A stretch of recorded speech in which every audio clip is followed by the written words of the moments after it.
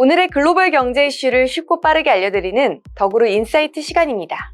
국내 기업 세토피아가 베트남 히토류 원료 기업 VTRE와 합작 공장을 앞두며 히토류 통합 밸류체인을 완성해가고 있습니다. 이번 히토류 밸류체인은 수입에 의존하고 있는 한국에 안정적인 공급망을 구축하고 금속과 합금 재련 기술을 국산화한다는 목표를 갖고 있는데요. 한국 이외에도 러시아, 베트남, 체코 등 각 나라들도 히토류의 공급망 확보를 위해 애쓰고 있습니다. 오늘 소식은 탈중국을 선언하고 원자재 전쟁에 참전한 국가들에 대한 소식으로 찾아왔습니다.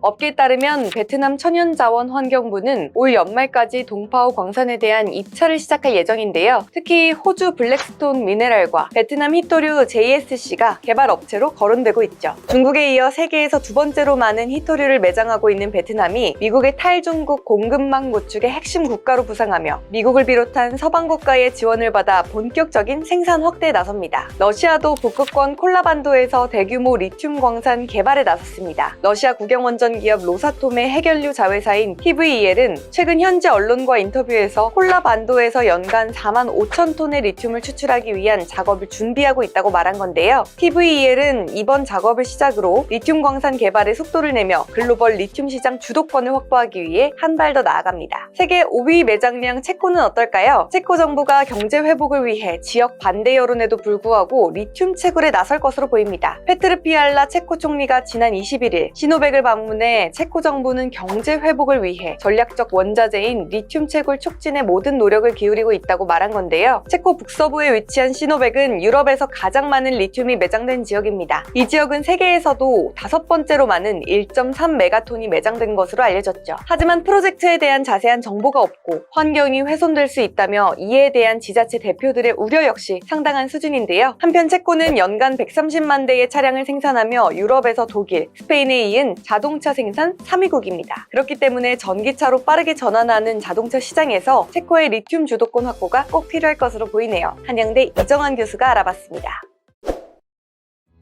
각국의 이제 자원 경쟁 시대가 본격화됐다라고 이야기하고 있습니다. 과거에는 이제 자원이 가격이 오를 때 도시화나 산업화가 중심이 되었죠. 중국이 이제 산업화를 하면서 예를 들자면 이제 석탄, 철, 구리 등의 수요가 굉장히 늘면서 가격이 요동치기도 하고요. 근데 이제 지금은 기후변화 대응을 위해서 탄소 중립이 중요시가 되는 거고 관심 못 받았던 광물들이죠. 뭐 리튬이라든지 망간이라든지 니켈 이러한 에너지 전환을 위한 광물들에 대한 수요가 굉장히 많이 늘어나고 있다라고 보시면 될 것 같습니다. 근데 이제 많은 사람들이 보기에는 이들 광물이 돈 주고 사기도 어렵고 일단 기술 개발이 많이 필요하다. 예전에 사실 석탄철 구리 같은 것들은 과거부터 오랫동안 채굴해온 광물들이기 때문에 좀 쉽게 접근이 가능했지만 이러한 리튬이라든지 니켈, 코발트 뭐 이런 것들은 사실 어떻게 보면 기술이 결합돼야 효율적으로 자원을 생산할 수 있는 이런 체제다라고 아마 이해하시면 될 것 같습니다. 리튬, 니켈, 코발트 같은 것들이 이제 지금까지는 사실 생산지가 굉장히 제한적이고요. 추출하고 가공 기술이 고도화되지 않은 상태라 이런 것들에 대해서 어떻게 지금 접근해야 되는지 각국이 전략적으로 경쟁에 나서고 있다.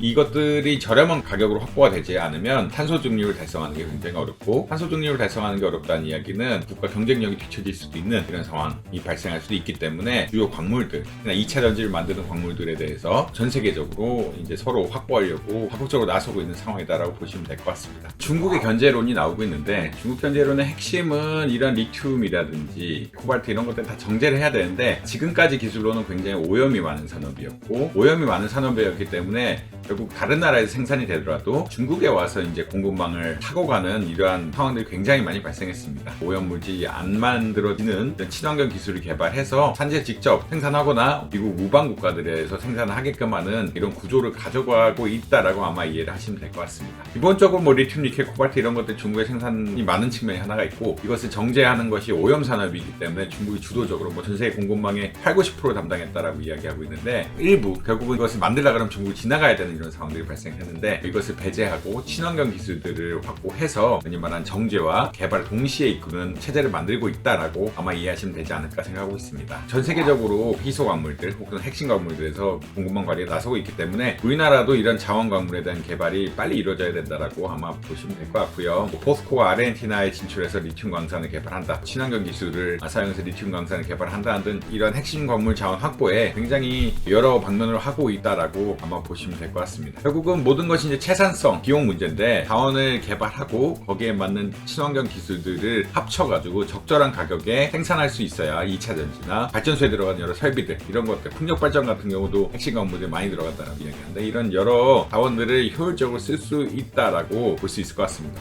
이에 따라서 에너지 관련해서 혹은 이런 핵심 광물 공급망 관련해서 컨트롤 타워를 만들어야 되는 것이 아니냐, 산업부나 혹은 산업부에서 별개의 조직을 만들어서 도와줘야 되는 것이 아니냐라는 그런 의견들까지 나오고 있는 게 사실이다라고 보면 될 것 같습니다.